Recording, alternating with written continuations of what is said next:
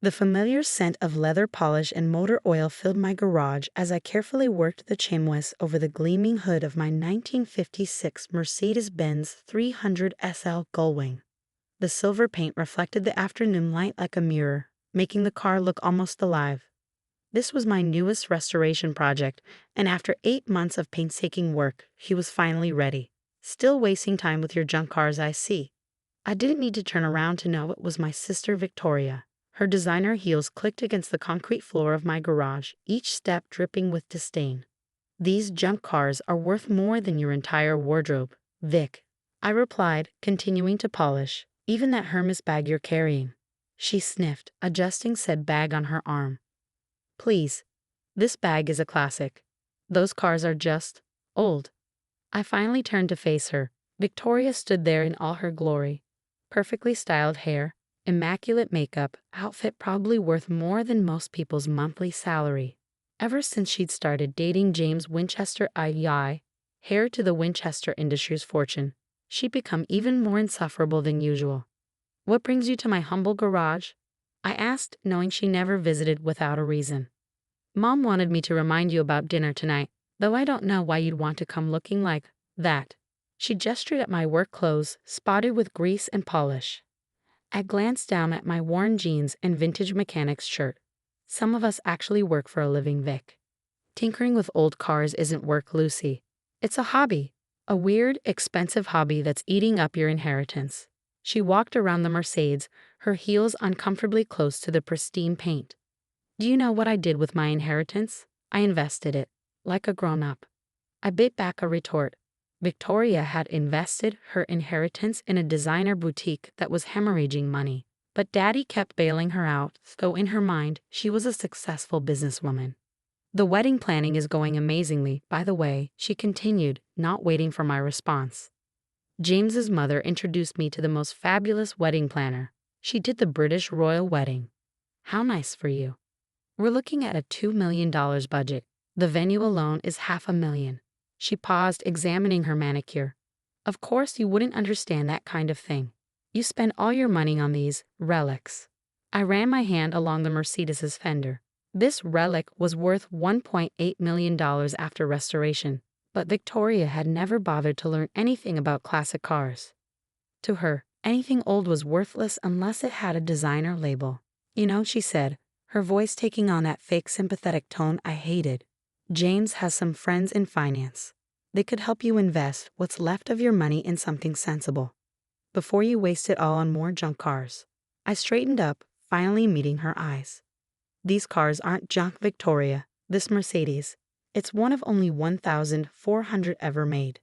That Jaguar E-Type over there. Original 1961 flat floor, outside bonnet lock. And that Aston Martin DB5. James Bond himself couldn't get his hands on one this pristine. She rolled her eyes. God, listen to yourself. You sound just like Dad used to before he got sick. Always going on about carburetor this and chassis that. So boring. The mention of Dad stung. He taught me everything I knew about classic cars, spending weekends in this very garage teaching me how to restore them. Victoria had never been interested, preferring to spend time at the country club with Mom. At least I'm honoring his legacy, I said quietly. By becoming a grease monkey? Please. She checked her phone, probably looking at wedding details. Dad built a successful investment firm. That's a legacy. This? She waved dismissively at my collection. This is just you playing with toys because you can't handle a real job. I turned back to the Mercedes, not wanting her to see how much her words hurt. Dad had understood my passion for classic cars. He'd seen it as more than just collecting.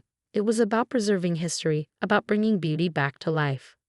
Anyway, Victoria continued, the wedding is in 3 months. Mom insists you be a bridesmaid, though God knows why. Try not to embarrass me in front of James's family. They're very particular about appearances. Heaven forbid I show up covered in grease, I muttered. Just try to be normal for once. She headed for the door, then paused. Oh, and the dress is pink. Try not to clash with it. After she left, I sank onto my work stool, surrounded by my beloved cars. The garage had always been my sanctuary, but lately it felt like the rest of the family was closing in. Mom had started dropping hints about settling down, and finding a real career. Victoria never missed a chance to compare her perfect life with my waste of potential. Even our younger brother Mike, fresh out of business school, had started lecturing me about diversifying my investments. None of them understood what these cars meant to me. Each one had a story, a history that deserved to be preserved. The Mercedes had once belonged to a Hollywood legend. The Jaguar had raced at Le Mans. The Aston Martin, well, that one was special. I walked over to it, running my fingers along its perfect silver birch paintwork. Dad and I had started restoring it together before the cancer took him. It was the last project we worked on, and I'd spent 2 years finishing it alone, determined to make it exactly as he'd envisioned. My phone buzzed. A text from Victoria. Don't forget dinner. Wear something decent. James's parents will be there. Great. Another evening of watching Victoria parade her perfect life while everyone gave me concerned looks. I could already hear the conversations. Such a shame about Lucy. She had such potential. Just like her father with those cars. I grabbed my keys. Regular car keys, not classic ones. As much as I loved my collection, I wasn't stupid enough to drive a $1 million car to dinner. My restored 1969 Corvette Stingray was my daily driver, worth enough to impress real car enthusiasts, but not so much that I worried about parking it on the street. As I got ready for dinner, I couldn't help but think about Victoria's wedding. $2 million for one day seemed insane to me. That kind of money could restore 5 or 6 classic cars, preserving pieces of automotive history for future generations. But that was Victoria, all show, no substance. Everything had to be the biggest, the most expensive, the most impressive. Her engagement ring alone cost more than most people's houses. I chose a simple black dress for dinner, one that Victoria would probably call boring but Dad would have appreciated. He always said true class didn't need to shout. The drive to my parents' house gave me time to think. Victoria's words about Dad's legacy kept echoing in my mind. She was right about one thing. He had built a successful investment firm. But she'd forgotten the most important lesson he taught us. Value isn't always about money. What she saw as junk cars, Dad had seen as works of art, pieces of history that deserved to be preserved. Each restoration project was a challenge, a puzzle to be solved, a story to be continued. I pulled up to the massive Georgian mansion where I'd grown up. Victoria's Bentley was already there, along with an imposing Rolls-Royce that must belong to James's parents. My Corvette, despite being a classic itself, looked almost humble in comparison. Taking a deep breath, I prepared myself for another evening of subtle jabs and not-so-subtle criticism. But as I reached for the door handle, my phone buzzed with a notification that would change everything. It was from Barrett Jackson, the prestigious classic car auction house. Subject line, urgent, regarding 1937 Bugatti Type 57 SC Atlantic Authentication. My heart stopped. The Type 57 SC Atlantic was the holy grail of classic cars. Only 4 were ever made, and one had been missing for decades. Surely they couldn't mean. But that would have to wait. Right now, I had to survive dinner with the future in-laws of the sister who thought I was throwing my life away on worthless old cars. If only she knew just how wrong she was about worthless. Dinner was exactly what I expected. Victoria held court at the center of the table, detailing her extravagant wedding plans while James's parents, the esteemed Mr. and Mrs. Winchester, nodded approvingly. Every detail was calculated to impress, from the imported Italian marble dance floor to the Michelin-starred chef flown in from Paris. And of course, we're having the ceremony at St. Patrick's Cathedral. Victoria gushed. Though the waiting list was terribly long, James's mother made a few calls. Mrs. Winchester, dripping in old money refinement, smiled indulgently. Well, one must maintain certain standards. Speaking of which, Victoria mentioned you work with cars. The way she said cars made it sound like a particularly distasteful disease. I restore classic automobiles, I replied, keeping my voice neutral.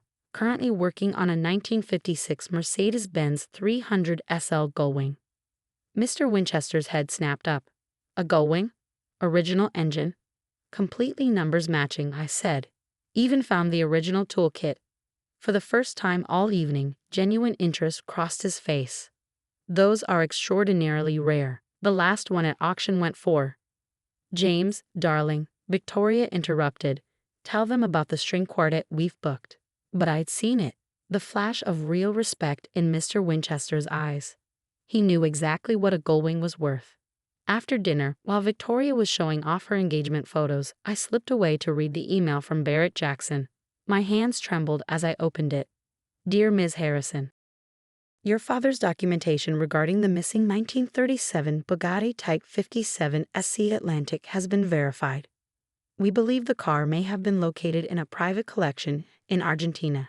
Given your father's extensive research and your own expertise in pre-war automobiles, we would like to engage your services in authenticating the vehicle.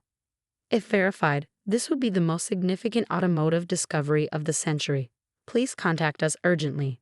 I sat down hard on the stairs, my mind racing. Dad had spent years tracking rumors of the missing Atlantic, following leads across continents. Before he died, he'd shared his research with me, making me promise to continue the search. What are you doing out here? I looked up to find James Winchester standing in the hallway, 2 glasses of scotch in hand. He offered me one. Thanks. I took a sip. 30-year-old Macallan, of course. Victoria says you're wasting your inheritance on old cars, he said, sitting beside me. But I saw your reaction when my father mentioned the Gullwing. You understand their true value, don't you? I studied him carefully. They're not just cars. They're pieces of history. He nodded. My grandfather was a collector, had one of the finest automotive libraries in the country. I spent hours there as a kid, reading about legendary cars like the Bugatti Type 57 SC Atlantic. My heart skipped. The Atlantic. The Holy Grail, he smiled. Only 4 ever made. 1 lost to history. Some say it's worth over $100 million, if it still exists. 3 weeks later, I was in Argentina, standing in a climate-controlled garage near Buenos Aires. The Barrett Jackson team waited anxiously as I examined every inch of the dust-covered car before us. The body number matched Dad's research. The engine stampings were correct for the period. Even the unique riveted seams along the body, the Atlantic's most distinctive feature, were exactly as they should be. It's real, I finally announced. This is the lost Atlantic. The discovery made headlines worldwide. Classic car forums exploded with excitement. Collectors and museums began a bidding war before the car was even officially listed for auction. And suddenly, everyone wanted to talk to me. The girl who wasted her inheritance on old cars was now the expert who had authenticated the most valuable car in history. I returned home to find my garage surrounded by reporters. Victoria was waiting inside, her perfect composure cracking. Why didn't you tell me? She demanded. Do you know how this makes me look? The Winchesters can't stop talking about you. About that, I said calmly. Barrett Jackson is paying me a substantial authentication fee, and I've been offered a position heading their new restoration division. She waved dismissively. Whatever. I need your help. The wedding is in 3 weeks, and James's mother keeps talking about family traditions and something old. She practically sneered at my vintage Cartier bracelet. I looked at my sister, really looked at her. For all her designer clothes and perfect manners, she was terrified of not measuring up to the Winchester family standards. The Atlantic's first owner was French royalty, I said quietly. The car will be at Barrett Jackson's showroom next week for a private viewing. Very exclusive guest list. Victoria's eyes widened as she understood. You could get us in. I could arrange for your wedding photos to be taken with the most valuable car ever discovered. The one your grease monkey sister authenticated. 2 days before the wedding, Victoria's bridal party arrived at Barrett Jackson's showroom. The Atlantic sat under perfect lighting, its blue-black paint gleaming like liquid metal. Mrs. Winchester actually gasped. Is that the lost Atlantic? I confirmed. Worth approximately $114 million, though some say priceless. Victoria stared at the car, then at me. For the first time, I saw something new in her eyes. Respect. The photos are incredible, she said later, showing me the proofs. The Atlantic's graceful lines made even her $100,000 wedding dress look understated. You know, she added hesitantly, Dad would have loved this. He always said you were the only one who really understood his passion for cars. He told me once that true value isn't about price tags, I replied. It's about history, craftsmanship, and the stories these cars tell. Victoria was quiet for a moment. I'm sorry, she finally said, for calling your cars junk, for not understanding. On the wedding day, as Victoria walked down the aisle of St. Patrick's Cathedral, I noticed something had changed. She still looked perfect, but there was a new confidence in her step.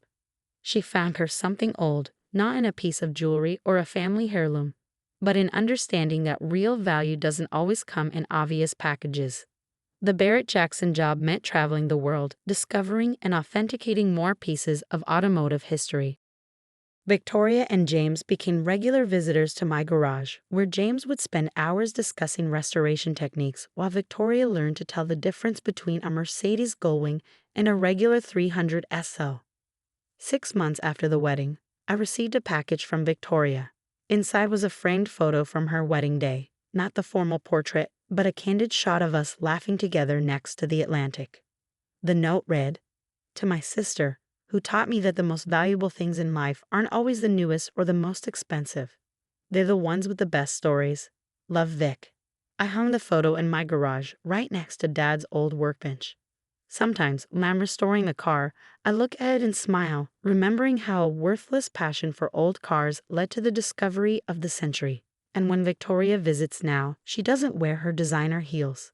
Instead, she borrows a pair of my work boots and helps me polish the Gullwing, eager to hear the stories behind each car in my collection. The Atlantic went on to break every auction record in history, but its real value wasn't in its price tag. It was in the way it brought a family together, teaching us all that true worth isn't always visible at first glance.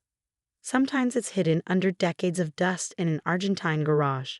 Sometimes it's in a sister's newfound respect. And sometimes it's in the quiet satisfaction of knowing that Dad was right all along. About the cars, about me, and about what really matters in life.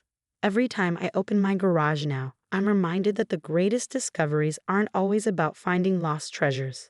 Sometimes they're about finding understanding in unexpected places, about bridging the gaps between people who see the world differently.